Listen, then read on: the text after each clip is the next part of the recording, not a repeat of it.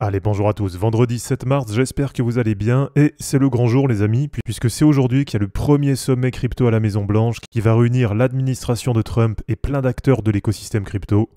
Donc on va revenir dessus dans cette vidéo, et on fera aussi un tour du côté des actus, puisque ça y est, c'est officiel, Trump a signé hier le décret qui transforme Bitcoin en un actif d'État, mais vous allez voir, comme d'habitude, c'est assez imprévisible, donc il y a du bon, mais il y a aussi du moins bon, et bien sûr on fera un tour du côté du marché, même si là aujourd'hui, ça sert à rien de trop regarder les charts, et on va surtout patienter pour voir les annonces qui vont redescendre suite au sommet. Allez, comme d'habitude, avant de commencer cette vidéo, si c'est pas encore fait, pensez à vous abonner, mais aussi à liker et à commenter cette vidéo pour soutenir la chaîne. Et si vous l'avez pas encore vu, je vous invite à aller voir la vidéo sur mon wallet que je vous ai mis en ligne hier après-midi, et qui est une vidéo réservée pour les membres. Et je vous partage toute ma stratégie pour le mois qui arrive.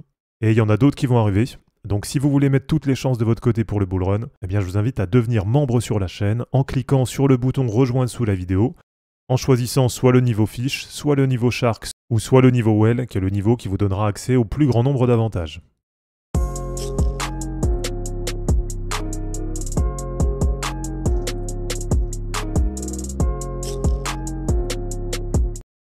Allez, on va déjà faire un tour du côté des news. Donc je vais vous faire ça en mode timeline. Alors, dans un premier temps, on a Trump qui a signé le décret qui transforme le Bitcoin en actif d'État. Donc l'administration de Trump vient de franchir une nouvelle étape dans la régulation et dans l'intégration des cryptos aux États-Unis. Le président Trump a signé cette nuit le premier décret présidentiel qui établit une réserve stratégique de Bitcoin et un stock d'actifs numériques.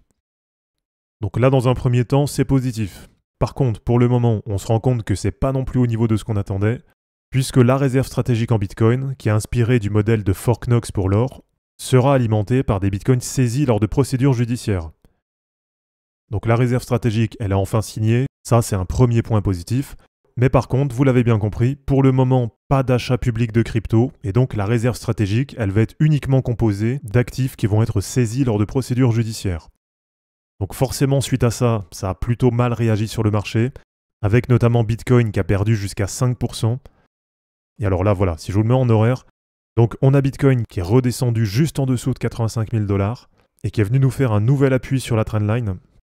Donc une réaction qui avait quand même pas été très bonne du côté du marché, puisque c'est vrai que cette réserve stratégique, elle était bien attendue, et ce qu'on attendait tous, c'était un vrai engagement de la part du gouvernement, et voir pourquoi pas des chiffres qui auraient été annoncés, avec un plan d'investissement sur 4 ans, 5 ans, 10 ans, qui aurait déjà été prévu à l'avance.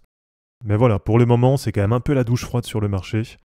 Et alors, pour vous donner quand même un premier point positif, c'est que même si ça a corrigé, on voit que pour le moment, la trendline basse, donc le support, continue à tenir. Donc ça déjà, c'est quand même un premier point intéressant à noter. Et puis, deuxième point positif, je vous rappelle que la journée n'est pas terminée, et donc on aura peut-être d'autres annonces, puisque c'est aujourd'hui que va avoir lieu le premier sommet crypto à la Maison Blanche. Donc sommet dont j'ai parlé plusieurs fois sur la chaîne ces derniers jours, et qui va réunir à la fois des personnes de l'administration Trump, mais aussi des gros acteurs de l'écosystème crypto, comme par exemple Michael Saylor, le CEO de Coinbase, le fondateur de Cardano, le fondateur de Solana, etc., etc. Donc plusieurs grands acteurs de l'écosystème crypto sont reçus par Donald Trump à la Maison-Blanche aujourd'hui. L'occasion pour le président américain de redire son soutien sans condition à un secteur qui frétille depuis son élection. Voilà, c'est vrai que le constat, c'est que pour le moment, c'est quand même positif parce que ça parle crypto. Donc ça, on peut pas le nier, ça met quand même en lumière l'écosystème. Mais par contre, c'est un peu les montagnes russes. Donc un jour, c'est des bonnes annonces, le lendemain, c'est des déceptions. Et donc même si pour le moment, on a quand même une déception du marché par rapport aux annonces sur la réserve stratégique, mais comme je vous dis, la journée n'est pas finie.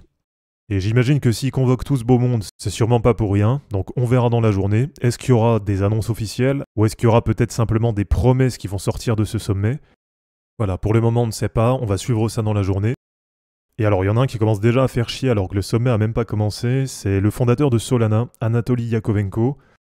Donc lui, il est bien invité au sommet, mais il est encore même pas arrivé au sommet qu'il est en train d'exprimer son scepticisme face à l'idée d'une réserve stratégique de crypto aux États-Unis, craignant pour la décentralisation du secteur.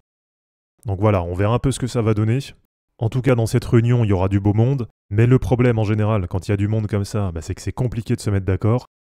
Et donc Yakovenko, pour le moment, lui propose une alternative qui serait plutôt de permettre aux États américains de gérer leurs propres réserves, plutôt que de faire une réserve qui soit gérée par le gouvernement.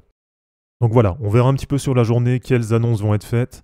En tout cas, aujourd'hui, c'est vraiment ça la grosse actu du côté des cryptos.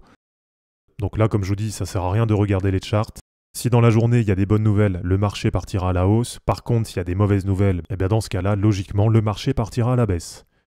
Donc voilà, grosse journée qui est prévue. Dites-moi un peu en commentaire quel est votre sentiment là pour la journée. Est-ce que vous pensez qu'on va avoir des bonnes annonces? Ou est-ce qu'au contraire, vous pensez que ça va être encore un flop et que dans ce cas-là, on va voir le marché partir à la baisse?